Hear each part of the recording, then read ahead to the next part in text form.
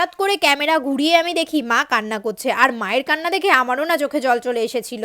প্রথমত এত দিন ধরে মন প্রাণ দিয়ে মা চেয়েছে বড় মার কাছে পুজো দিতে আসবে, তাও এত দিন পর আসতে পেরেছে, তার উপরে মেয়ের বিয়ে, মায়ের তো একটু মন খারাপ করবেই। আর মা কান্না করার সাথে সাথে এখানে দেখছি আমার বাবাইদাও কান্না করতে শুরু করে দিয়েছে।